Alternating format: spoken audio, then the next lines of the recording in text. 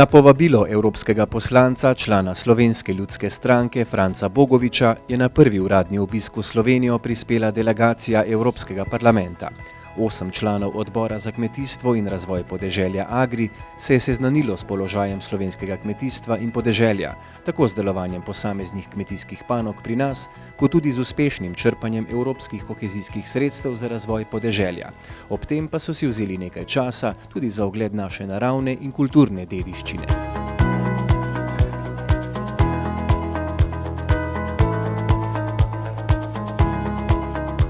Prvi dan obiska je delegacija odbora Agri obiskala skupino Eurosad v Krškem, ki velja za največjega pridelovalca sadja pri nas. Zastopa več kot tretjino slovenske pridelave, v skupini pa vsako leto pridelajo približno 22 ton sadja. V Šentrupertu so evroposlanci obiskali deželo kozolcev, prvi muzej na prostem. V prestolnici so si ogledali Ljubljanski grad, ustavili pa so se tudi v hramu demokracije, Državnem zboru.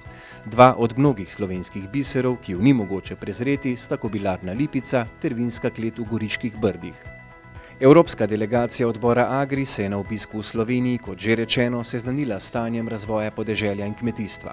Slovensko sicer spada med manjša, vendar pa ima veliko različnih panog in z njimi povezanih uspešnih zgodb.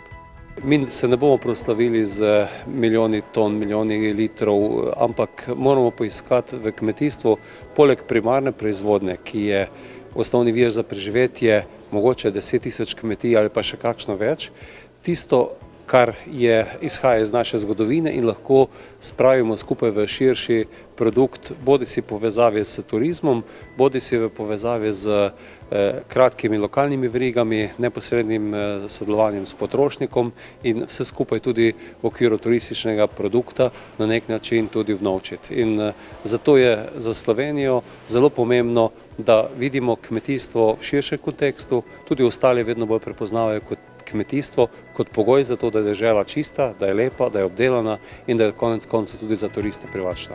Z letom 1991, ko je Slovenija doživela popoln preobrat političnega sistema, postala samostojna in se začela spogledovati z Evropo, od takrat pa vse do danes kmetom ni bilo lahko.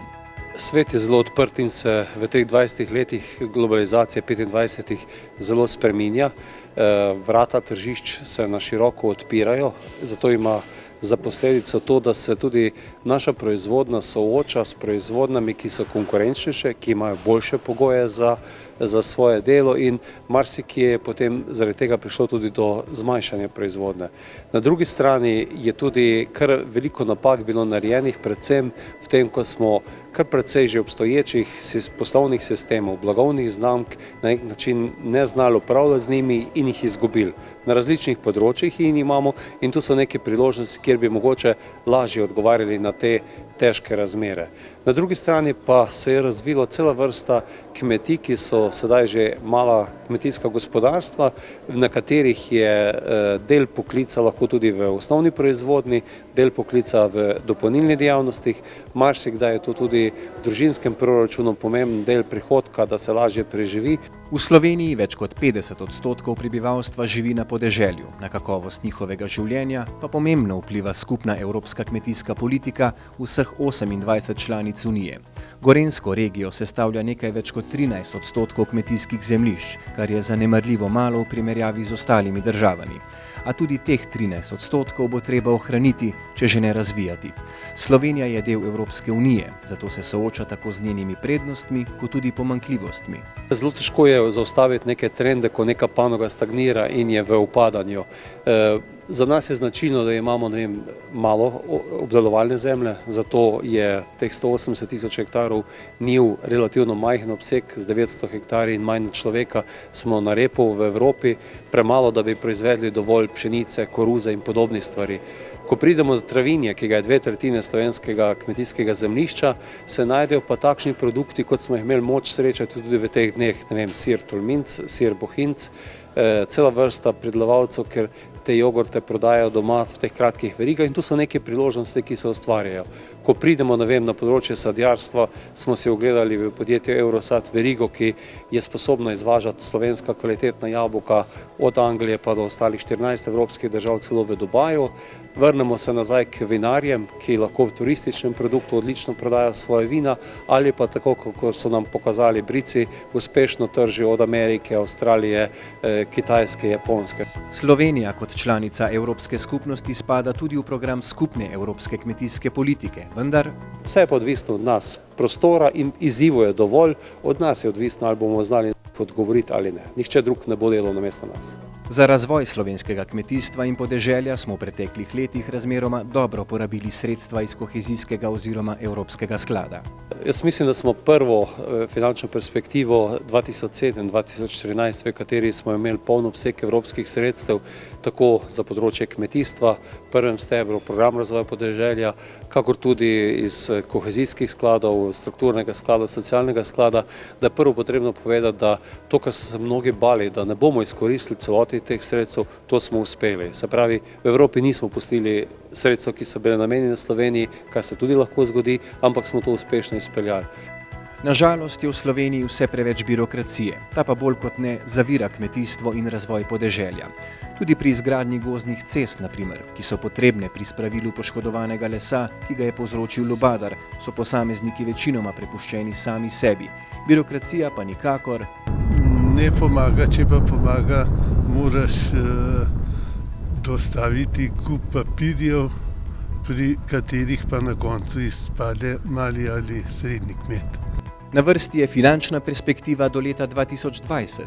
V kateri pa je potrebno sestavljati bolj sektorske politike, večje projekte, predvsem pa znati povezati gospodarstvo, znanost in raziskave in politiko občine na državo. In tu pa šepamo in glede na to, da imamo v tej finančni perspektivi manj sredstev na razpolago kot v prejšnji in da je kar 30 oziroma 40%, milijardo 200 sredstev namenjen ravno za to, tako imenovano pametno specializacijo, kjer se morajo v tem presečišču najti vsi te trije faktorji.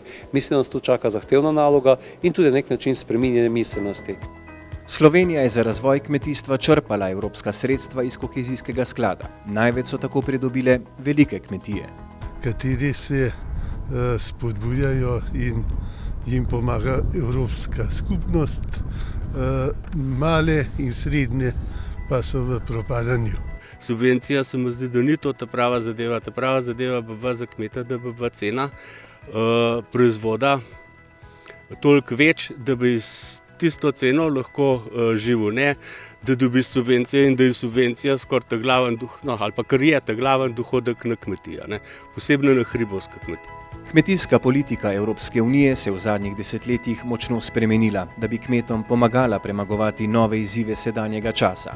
Najnovejša reforma, sprejeta leta 2013, se je usmerila v bolj ekološke prakse kmetovanja, širjenje znanja, ustreznejši sistem podpore za kmete ter večjo vlogo kmetovalcev v prehranski verigi.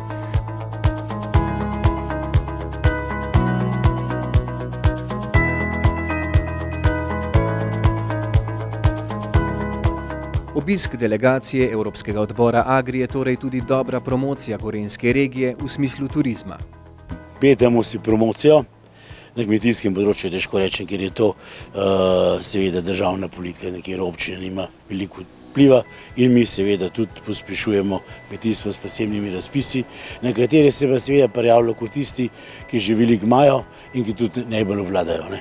Ampak kaj si od njih obetamo, to, da dobijo lep vtis v Sloveniji in da bolj z tega promotivnega gledišča, bolj z tega promotivnega zornega kota gleda na ta obisk. V prej omenjeni novi finančni perspektivi bo na voljo manj sredstev, zato bo naloga za obuditev kmetijstva in razvoj podeželja toliko težja. Vendar pa imajo nekatere gorenjske občine svojo strategijo. Imamo veliko število kmetij, ki so opuščene in jasno preko naših inštitucij, torej kmetijske zadruge in drugih, se prizadevamo, da bi se to oživilo. Seveda je problem največji v lastništvu, ker potomci nekaterih prej kmetov ali pa kmetij niso zainteresirani. Seveda to v najemu pomeni neko obvezo in pa seveda vse na daljši rok, ker noben ne bo v najem prevzel cele kmetije za par let, ampak je to potrebno na daljše obdobje.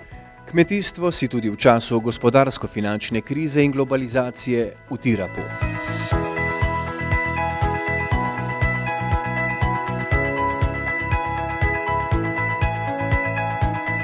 Evropski poslanci, člani odbora Agri, so si v Radovljici ogledali tudi čebelarski muzej. Čebelarstvo in z njo povezana bogata kulturna dediščina nas uvršča v sam vrh te specifične kmetijske panoge. Z optimizmom lahko gledamo tudi na prihodnost čebelarskega turizma. Že ta obisk, vsaj za mene, je neko priznanje ne samo v Sloveniji, kmetijstvu, predvsem čebelarjem. Zato sem zadovoljen, da so prišli predstavniki Evropskega parlamenta iz te skupine Agri v Slovenijo in so tudi dali možnost nam čebelarjem, da predstavimo svojo dejavnost v okviru kmetijstva. In mislim, da bo posluh v Evropskem parlamentu, močno upam. O pomembnosti opraševanja in sploh obstoja čebel ne bomo izgubljali besed. Zato se raje posvetimo dejstvu, da je znanje, kulturna dediščina in odnos do čebel v Sloveniji na izjemno visoki ravni. Naše čebelarstvo pa mislim, da je lahko vzor marsikateri državi in po samem delu s čebelami in, bom rekel, tudi po dizajnu, kako mi to prodajamo. Čebelarska dediščina in z njo povezana kultura sta tako bogati, da nam v svetovnem merilu enostavno ni para.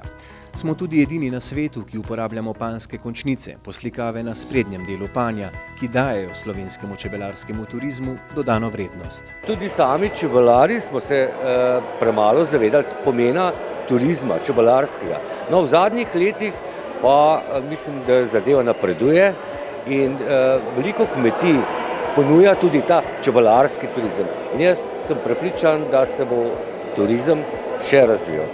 Francis Trupi je eden takšnih čebelarjev, ki je nepreklicno povezan s čebelami. Ljubezen, ki je rasla skozi vsa leta, je prinesla tudi čudovit čebelarsko-kmečki muzej, ki ga je vredno obiskati. Vsak čebelar, če je srcem čebelar, bo čebelaril, dokler bo lahko dihal pa hodil. Kmetijstvo in podeželje bosta v prihodnje še bolj odvisna od skupne evropske kmetijske politike. Slovenija bo kot majhna država na tem področju potrebovala še več podpore. V času globalizacije je kmetijstvo zastalo v slepi ulici in potrebuje hitre in konkretne rešitve. Mislim, da bo šlo tudi slovensko kmetijstvo po tej poti precejšnje diverzifikacije naprej. Sam osebno pa vidim eno od največjih priložnosti v naslednjih letih, tudi na osnovi novih tehnologij, direktne povezave med proizvajalci in potrošniki. In tu mislim, da imamo na podeželju veliko priložnosti. Morda se kmetijstvu in razvoju podeželja vendarle obetajo lepši časi.